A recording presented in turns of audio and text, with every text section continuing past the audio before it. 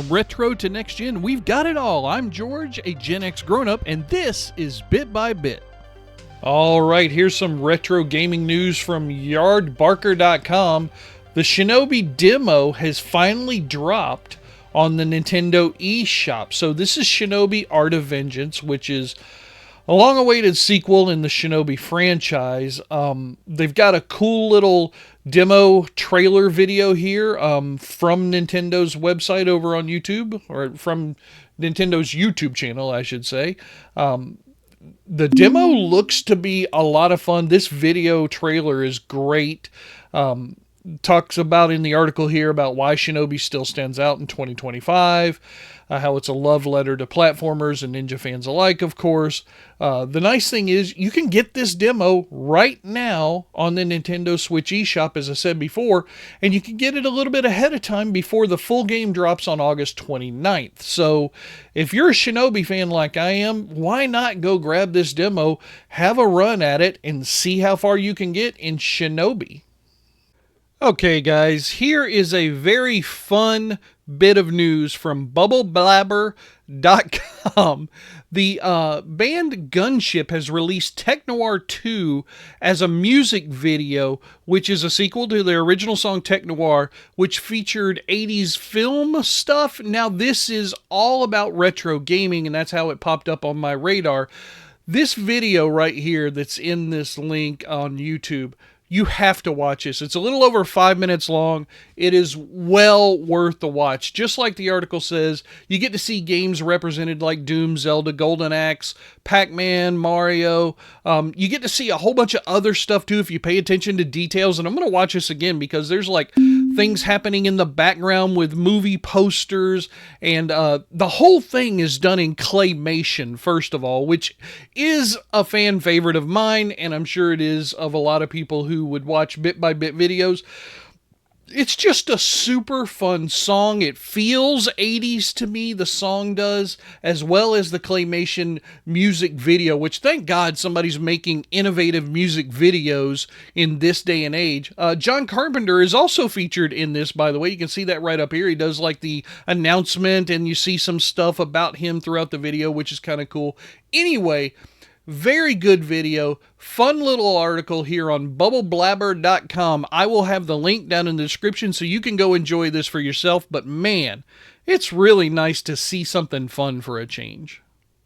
All right, here's a little bit about a new partnership from TrendHunter.com. Atari and a company named AirConsole have put together a partnership that is going to put Atari games on the infotainment systems in Volkswagens, ladies and gentlemen. So it's a very short little article, but I just find the subject interesting because my first thought was, holy crap, I can barely drive as it is, let alone try and drive and play at the same time. But they're talking about putting some of the, what they call classic Atari games, but obviously these are the newer games, Asteroids Recharged and Breakout Recharged. And you can see them here in the photo. It looks like you might use either a specific device that comes with the Volkswagen, or I don't know if that's their phones that are synced up. It's kind of hard to tell. There's a little QR code there in the corner, so I'm thinking it's their phones. But they've got, you know, the in-car entertainment expansion is what they're talking about as trend themes.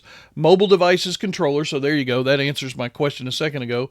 Parked vehicle entertainment, so that makes me feel a little bit better. Apparently, you can only play these games while the car is in park or charging if it's an electric vehicle. So, hey, you know, if you're sitting there and you've got like 15 minutes to kill while your car is charging, why not break out a game of Asteroids or Breakout Recharged and have some fun in your car?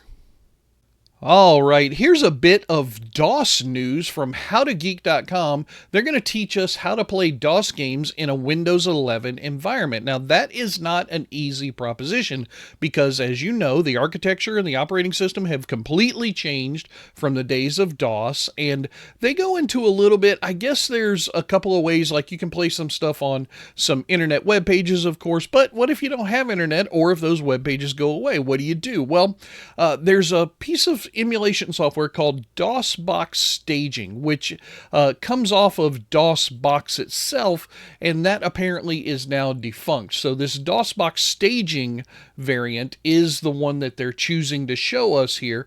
They show you where to go get it. Here's a link in the article. I'll have a link to this article down in the description below so you can follow all these instructions. They show you which one to grab. They show you how to install it, what you're going to see the first few times you boot it up and everything. Here's how to create some directories and change over to them once you've created them, make folder names for your DOS games, then all you have to do is just copy your DOS games into that folder, run a dir command, directory, and then you see your stuff like right here. Oregon, CD Oregon, you type in the exe file name and boom, you're playing Oregon Trails and dying of dysentery to your heart's content, ladies and gentlemen. Now, of course, they give you a disclaimer. Where do you get DOS games? Well, you can download them. It is illegal, but it's kind of a gray area because DOS games are abandonware, as the article mentions here.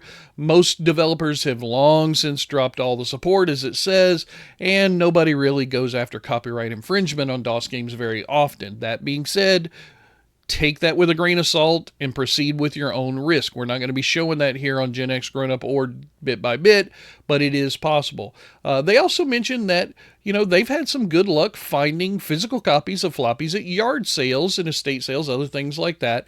Of course, that means you need a floppy drive that you're going to have to figure out how to probably USB connect it to your Windows 11 PC to get it to work, but, that's always possible, so you can find the DOS games online at your own risk, or you can go find some physical copies out there in the world. But either way, apparently this DOSBox Staging emulator is going to be a really great way for you to get back into your old DOSBox or DOS gaming days, not DOSBox days, obviously, but your DOS gaming days from back, before Windows 3.1 even.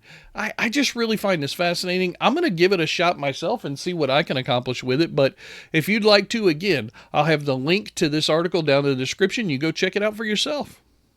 Okay, here's a short little list bit from TotalApexGaming.com. They give us 4 games in the open world style that deserve a forever place in the Steam Deck of your choice. So let's go through. They talk about what makes an open world game great, the most plays of open worlds. Here we go. Here's the 4. And it's a very quick list, like I said. Legend of Zelda Breath of the Wild, I would agree there. Red Dead Redemption 2, absolutely. Witcher 3 Wild Hunt. I'm sorry, guys. I really haven't played any of the Witcher series, so I don't know if this is worthy of inclusion. And Elden Ring. Yeah, that's pretty much one of the solid entries. This is a good list. They give you a couple little more things here. How to find the open world game for you. Why open world games keep players hooked. Final thoughts. It's a very tight little article. Maybe 2 minutes worth of a read. I'll have the link down in the description below so you can go check it out. But yeah, if you're into open world gaming, maybe grab some of these titles and make sure you've got them available on your gaming console of choice. That's going to do it for the news making headlines in the gaming world right now. I am George, and if you want to see more, hit that subscribe button, and I'll keep on bringing you the news bit by bit.